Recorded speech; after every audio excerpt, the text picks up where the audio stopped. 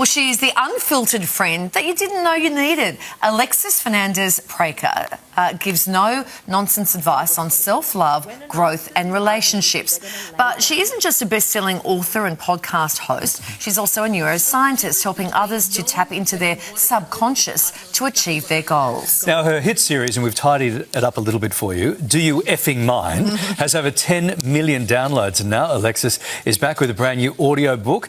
It's all about how to chase change and master your mindset when you're stuck in a bit of a rut.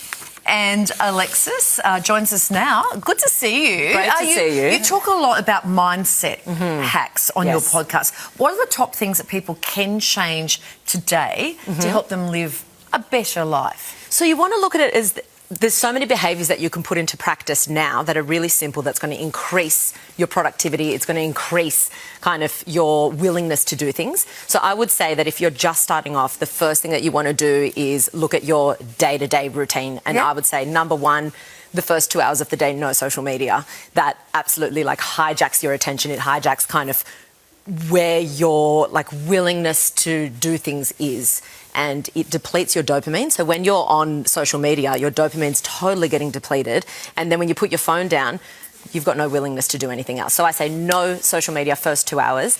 Then the next thing you want to do is something I call time blocking. I think a lot of people call it time blocking. Yeah. So what you do is you want to have enough time to drop into a deep focus into a task. We think that we're good at multitasking, but we're actually terrible at multitasking. So when we switch tasks really often, what happens is that we don't actually get time to get deep into anything. So you do time blocking like 40 minutes on, 10 minutes off kind of thing.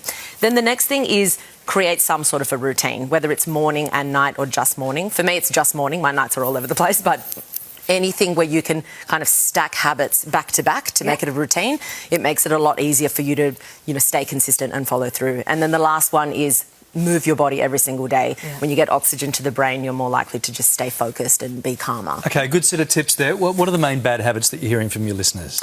So we're getting people making a lot of excuses because they're not really paying attention to their language. Like a lot of the time you'll see, people will repeat the same thing about their own behaviour. They'll say things like, oh, I'm really bad at remembering names, or I'm really bad. And they're just not paying attention that the more you say something, the more it's going to actually create your reality. And we've seen that across so many studies.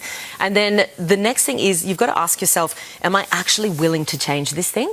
Because so often you'll name something that you're not good at, but the cost to achieve that thing, you're just not willing to pay, whether it's time or effort or money. So you've got to be clear on what am I actually willing to change, and then focus on those things, not the other things. Like I'm going to run the New York Marathon, but if you're not going to go training and running 5 kilometres every day, you're not going to do it. And just admit that you don't want to do it. It's perfectly fine. There, Carls. But that sort of thing. No, exactly. It might be a nice idea, but when it comes down to it, is this something I'm willing to do? Right. Yeah. So your new audiobook, you've got a new audiobook out, and it's about chasing change. Yes. So what will your readers learn from this audiobook?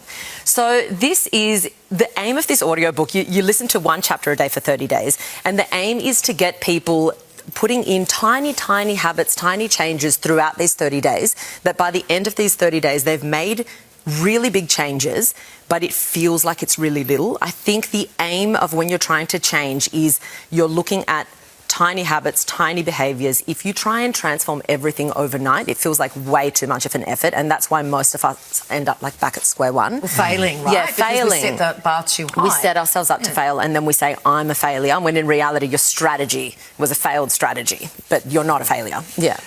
Creating change, it can be easier said than done, of course. We've all tried it many different times. So what's your big tip if you're stuck in a rut?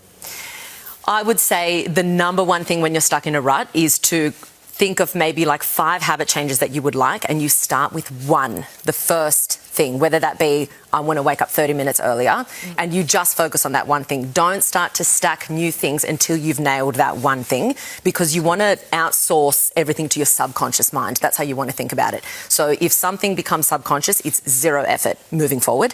So instead of consciously doing 20 things a day, that's really exhausting. That's where we kind of then fall back into our bad habits. You want to make something subconscious, it's ticked off, that's easy, and then I've outsourced it to my subconscious mind, and then I move on to the next thing. We could talk to you forever, but I've got to check my Instagram. I'm sorry. Lovely to see you. It's really great info. Thank you so much. Really great stuff. Alexis's audiobook is called How to Chase Change, and it's available to download now. And the name of your podcast is... Do you effing mind? Do you effing mind? Do you? Do you? Thank you. Lovely to see you. Thanks, Alexis.